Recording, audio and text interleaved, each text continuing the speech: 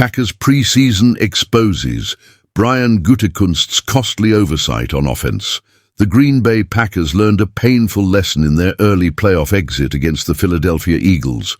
Without reliable offensive line depth, championship dreams can crumble in an instant.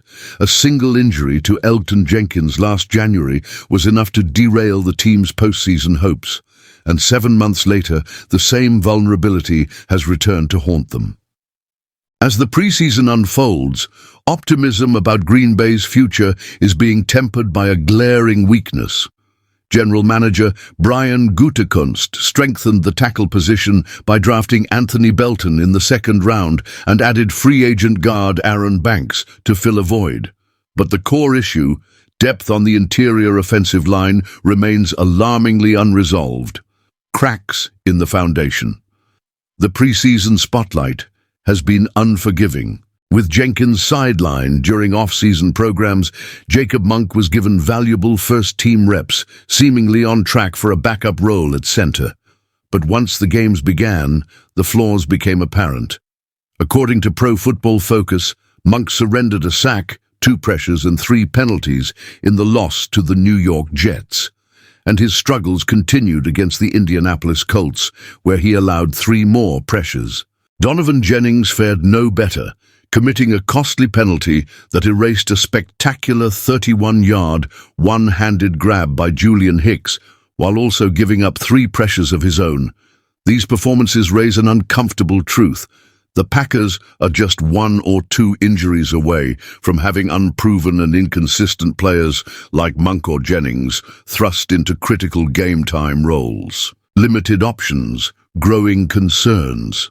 Few NFL teams are equipped to withstand multiple injuries on the offensive line, but Green Bay's situation feels particularly precarious. Without a reliable safety net, the coaching staff could be forced into a disruptive reshuffle, moving Jordan Morgan or Anthony Belton to guard, or even sliding Zach Tom into the center role, an unlikely yet desperate contingency plan. The alternative? Gutekunst may need to look beyond the roster. Whether through a free agent signing or a low-risk trade, the Packers may be compelled to act, much like last season when they acquired Malik Willis for quarterback depth. But finding quality linemen this late in the offseason is no simple task. A problem that shouldn't exist. The reality is stark. This is a situation that should have been addressed months ago. By neglecting the interior offensive line, Gutekunst left the Packers exposed, and the consequences are already playing out on the preseason stage.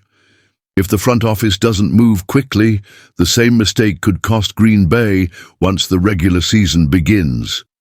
What do you think, Packers fans? Should Gutekunst explore the trade market for reinforcements or trust the current roster to hold the line?